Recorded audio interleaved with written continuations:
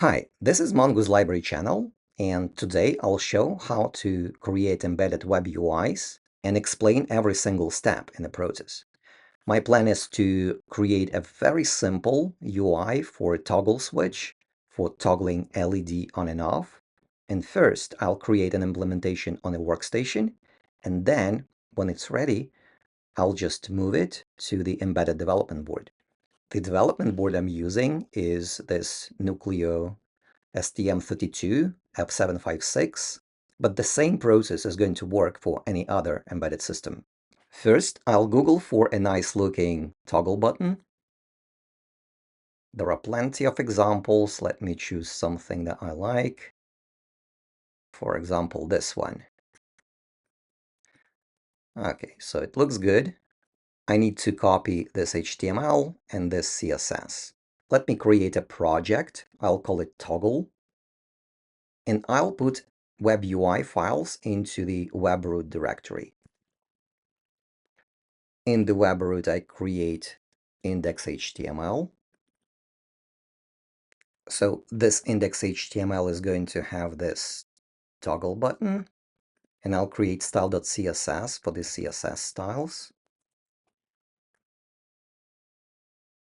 I copy paste CSS into style.css. And another file that I'm going to create is main.js. And the reason for this main.js is that I want to add the reaction to button presses. And here is the logic. When somebody clicks on the toggle button, we just log this fact. Okay, so now our web UI looks like this. Three files: index.html, main.js, and style.css. Now, if I open this index.html in the browser, then the toggle button looks like this. The next step is to serve this UI from the web server, and I'm going to use Mongoose Library for that. I go to GitHub and download two files, mongoose.h and mongoose.c. I copy it, copy mongoose.h and copy mongoose.c. Now I'll go to Mongoose Library documentation, mongoose.ws, developers documentation, open the user guide, and copy paste the example. I'll create main.c file, paste the contents here. Let me change listening port to 7000. And for the convenience, I'll create a simple make file. My program is called toggle, and we build it just by compiling main.c with mongoose.c. Now I go back to main.c, change the root directory to web_root, make the program, run it, and now if I go to port 7000, I can see my toggle button. I can click on it, and if I open my developer tools, I can see my log messages. So now we have a very simple web server that serves local static contents from a directory, web root, and we have a reaction on the toggle press. So now what we want to do is to simulate a real LED button. If we go back to main.js, in this place of the UI functionality, we have an ability to call the firmware functionality. And the way it's done is that we need to create another web request to our web server. And there are plenty of ways of creating new web requests, and I'll be using a built-in function fetch. Every browser has this built-in function fetch. Here it is.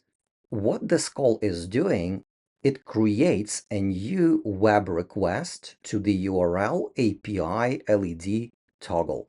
Now, if I refresh this UI and I toggle an LED, what happens is that my browser calls this URL API LED toggle, and it triggers an error because there is nothing in my web server code handles this URL. So let me add the handling code for this call. Go back to main, And instead of API hello, let's react on API LED toggle. We return success from this. Here in this place, we need to insert a call to our firmware to toggle an LED. And since I'm on a workstation, I'll just mock this call. The way I'll do it, I'll create a hardware abstraction. I call it hal.h. And I put that hardware abstraction in a separate directory. I call it PC. In my hal.h, I'll mock the initialization of my hardware using hal init call. I'll create a mock for the LED. I call it LED1. And I make a mock function GPIO toggle to toggle that LED. And now in main.c, I include hal.h. And in this place, I'll do GPIO toggle LED1. And in main, I'll call hal.init. So in a make file, I'll add -ipc. Oh, I made a mistake here. It's toggle. Okay, let me run my executable again. Refresh the UI. And when I click on the toggle button, I can see no errors anymore. And when I click on network, I can see that with every click, the new URL gets triggered. So now we are getting very close to the next step, which is transferring this functionality to embedded development board. What we need to do is to embed the web UI into the executable itself, because on the embedded development board, we don't have a file system. And this call, mg http serve directory, it serves files, web UI files from the file system. So in order to create a packed file system, we need to download a helper utility from Mongoose repository. It's called pack.js. And then modify our makefile slightly. First, add the command to generate packed.fs, and then add packed.fs to the build line, and also define a new build variable, enable packed.fs equals 1. So now if I rebuild this binary again, it works exactly as it did before. The only difference is that now executable does not rely on the file system on my PC. All the files are inside packed_fs.c. So if I do less packed_fs.c, I can see that all the files, index.html, main.js, and style.css, are compiled into this C file and zipped as well to save space. So now we are ready to move this functionality to the embedded development board. And the way to do it is to take an existing project for your development board and just copy those files, mongoose C, mongoose H, and packed.fs.c. For the sake of demonstration, we have a set of such example projects pre-created in github.com/Cesanta skeletons. So these skeletons, they implement very basic functionality. They're setting CPU clock, GPIO, UART, and networking if it's available. So I clone this directory and I go to skeletons, STM32, Nucleo F756ZG. So this is the development board I have. If I take a look at this project, it's very simple. It has main.c file, which initializes HAL, and then it blinks LED and prints some message on the console every half a second. But I want to stress again that you can use any other project, like your existing project, using Cube or Kyle or Zephyr, whatever you use. But here, I'm going to use this simple bare metal project. So if I build it,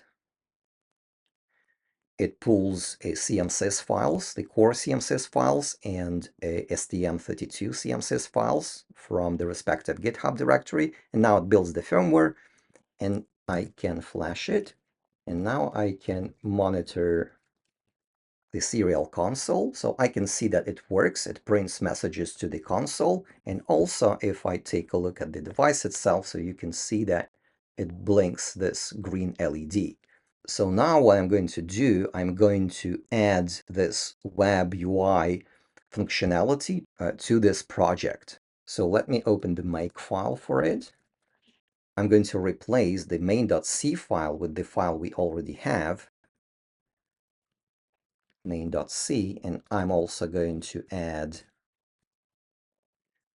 mongoose.c and packedfs.c. Okay, let me try to build it and flash it. Now if I monitor, reboot the box, so I can see messages from Mongoose library that it got IP address. So if I go to this IP address, yeah, I see nothing because it listens on port 7000. So I guess on the embedded board, I need to listen on privilege port 80. Let me add that. Okay, so if we are on Unix, Linux, Mac, or on Windows, then we are using non-privileged port 7000. Otherwise, if we are on embedded board, we are using privileged port 80. All right, let me reflash this again. Oh, I forgot to change in main.c. The root directory for packed file system is not web root, but it should be, if we looked at packedfs.c, the root directory /webroot. Okay, so let me do that, /webroot, and then it should be another parameter. We should tell Mongoose that the file system to use is mgfs packed. Okay, so now it should work. Okay, now when I refresh the UI, I see the toggle button. Let me show the board here. And now when I click the toggle button, I can see the LED blinks. This is the basic principle on how all the most sophisticated UIs are created. And let me demonstrate this on a diagram. So this diagram explains the sequence of actions that browser performs. The browser loads the UI in several steps. First, it makes an initial request to the device. And I can show it to you here. And if I click on the network tab, and I refresh this page, you can see that there are 3 requests made. First request is made to index.html. And if I click on this request, then you can see that browser has got in the response the source code for index.html file. And when it gets the source code for index.html file, it parses that index.html file. And it looks that, okay, there are 2 more files that I need to download before I can show this index.html to the user. The 2 other files is style.css and main.js. They are dependencies. Without them, this index.html cannot be shown. These 2 files can change the way index.html can be rendered. So that's why a browser goes and downloads style.css. If I click on style.css, we see the content that the browser receives. It got that CSS code from style.css, and as you can see, there are no more dependencies in this CSS file. Then browser goes and downloads the next dependency, main.js. It downloads that code and it executes that code. And this is very crucial point here. This JavaScript code installs an event handler for the toggle button. When a user clicks on the toggle button, then this JavaScript code will be executed. It's going to log a function and it will create a web request. And this is very crucial. That means that our UI functionality is split into two parts. First part is called a static part. This is the part where a browser downloads static UI files. In our case, there are three files: index.html, style.css, and main.js. But you can create a very sophisticated web UI using any modern framework, and there could be like dozens of files, dozens of static files, and the UI can be very sophisticated. But the principle is the same. All that UI is just a static content. And when a browser finished loading that UI, then it goes the dynamic part, where user actions trigger some additional web requests to our web server, and these web requests are handled a bit differently. If I switch back to main.c, the difference can be seen in the event handler function. So here is the part which serves a static content, and here is the part which serves dynamic content. In our case, it's just one single function, toggle LED, but it could be dozens or hundreds of functions which can manage your firmware. There could be API functions like update configuration, update the firmware, reboot, and so on and so forth. And as you can see, these API calls, also they are called RESTful API calls, or sometimes they are called AJAX calls. These things are the same. They have nothing to do with the UI. They only deal with data. So now what I want to do, I want to show you an easier way of creating web UIs for embedded boards. And this easy way is called Mongoose Wizard. If I go to the URL mongoose.ws/wizard, I can construct a web UI using a simple tool. And this tool saves me from writing any front-end code. This default dashboard is pretty sophisticated, but let me create a simple UI that allows to blink all three LEDs that are present on this development board. So first thing I'll do, I'll just wipe out an existing dashboard, and then I need to add three device variables of type Boolean.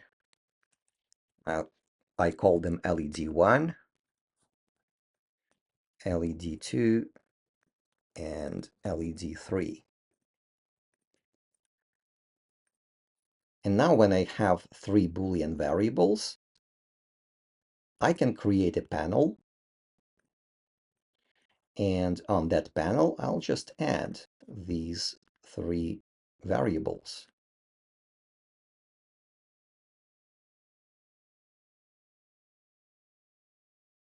So now I have a panel to toggle three variables, and let me switch to the code. Now I can select a target. In my case, it's Nucleo F756ZG. And here I have all the code pre-generated for me. Everything is ready to go. All I need to do is to edit one single file. So this one single file glues the web UI to my firmware. Let me create another toggle2 directory.